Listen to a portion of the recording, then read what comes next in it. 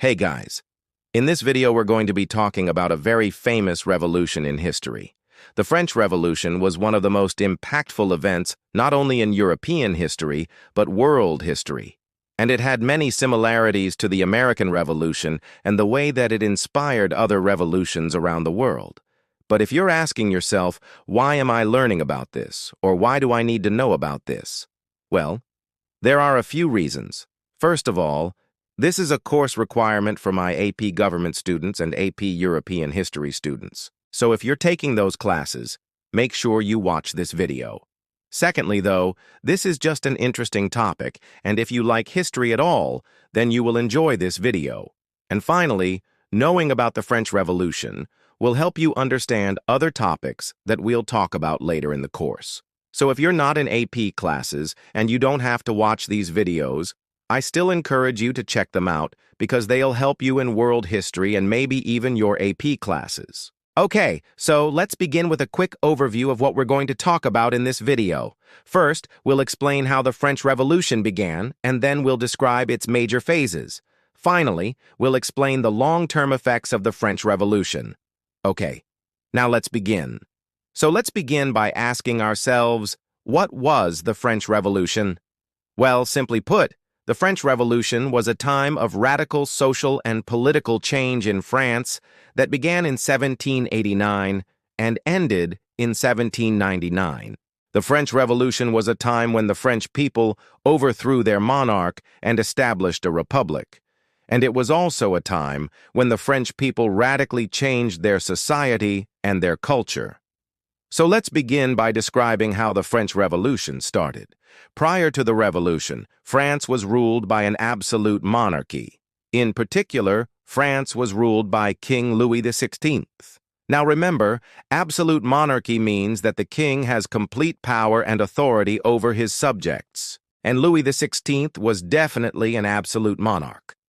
He believed in the divine right of kings, which meant he believed that God gave him the right to rule and that he was not accountable to any human authority.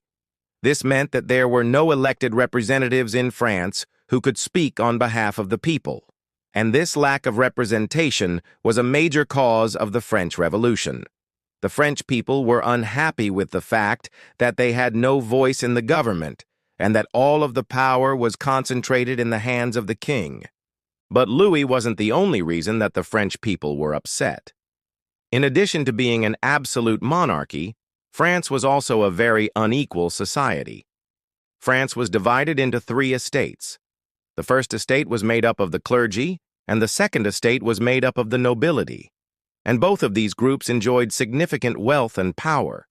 The third estate, however, was made up of everyone else, and this group, which made up 98% of the population, was very unhappy with the amount of power and wealth that the other two groups had.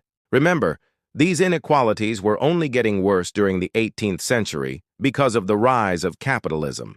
Now, the French people weren't the only ones who were unhappy with the French monarchy. By this point, many Enlightenment thinkers had begun to criticize the idea of absolute monarchy. People like John Locke argued that all people are created equal and that all people have natural rights that cannot be taken away by any government. And so many Enlightenment ideas were circulating in France prior to the Revolution. In fact, the American Revolution was also inspiring the French people to rebel against their own monarch. Many French soldiers fought in the American Revolutionary War, and they came back to France with ideas about liberty and democracy from the United States. All of this tension between the French people and the French monarchy came to a head in 1789 with the calling of the Estates General. So let me explain. At this point, France was deeply in debt because of their involvement in the American Revolution and the extravagant spending of the French monarchy. And so Louis XVI called a meeting of the Estates General, which was an advisory council made up of representatives from each of the three estates. Louis hoped that the Estates General would help him solve his financial problems, but instead it ended up contributing to the start of the revolution. Here's what happened. Representatives from the Third Estate demanded that the king adopt a constitutional monarchy like the one in England. When Louis refused, the representatives from the Third Estate walked out and formed their own assembly called the National Assembly. They then took an oath not to disband until they had written a constitution for France, and this is considered by most historians to be the first act of the French Revolution. Now, at this point, you might be wondering, okay, what was the French Revolution? Who were the major players, and what were the major events that occurred during this time period? Well, there were three major phases of the French Revolution. First, there was the moderate phase, then there was the radical phase, and finally, there was the conservative phase. So let's begin with the moderate phase of the French Revolution. During this time period, which lasted from 1789 to 1792, the French people were inspired by Enlightenment ideals of liberty, equality, and democracy. The major event of this phase was the storming of the Bastille. Now, the Bastille was a famous prison in Paris that had become a symbol of royal tyranny. And so on July 14, 1789, a group of angry Parisians stormed the prison and executed the guards. This event is considered a key moment in the French Revolution because it symbolized the overthrow of the monarchy. Now, after this, the National Assembly wrote the first French constitution and established a constitutional monarchy in France. But this wouldn't last long. The radical phase of the French Revolution lasted from 1792 to 1794. And during this time period, the French people became much more radical in their views. This was due in large part to the threat of war. See, as the French Revolution was occurring, other European monarchies were threatened by the overthrow of the French king, and so they formed a coalition and invaded France. The French people responded by executing the king and establishing a republic. And then the radical leader Maximilien Robespierre came to power. Now, Robespierre was a leader of the Committee of Public Safety, which was a group that was responsible for protecting the revolution from its enemies. But Robespierre was eventually overthrown and executed, and this marked the end of the radical phase of the French Revolution. Finally, there was the conservative phase of the French Revolution, which lasted from 1795 to 1799.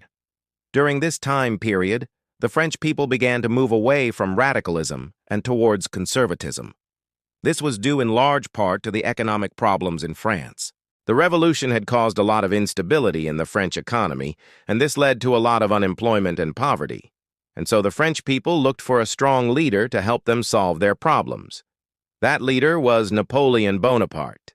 Napoleon eventually seized power in a coup d'etat, which was a sudden and illegal seizure of power, and he established a new government in France called the Consulate. With Napoleon in power, the French Revolution came to an end. Okay, now let's finish by talking about the effects of the French Revolution. The French Revolution had both short-term and long-term effects. In the short term, the revolution led to the overthrow of the French monarchy and the establishment of a republic. It also led to the adoption of the Napoleonic Code, which was a new set of laws that was created under Napoleon that helped to establish order in France. In the long term, the French Revolution helped to spread Enlightenment ideas across Europe. It also inspired other revolutions, including the Haitian Revolution and the Latin American revolutions. And finally, the French Revolution contributed to the decline of feudalism in Europe. Okay, that's what you need to know about the French Revolution. If you want me to keep making these videos, then subscribe and I shall oblige. I'm out.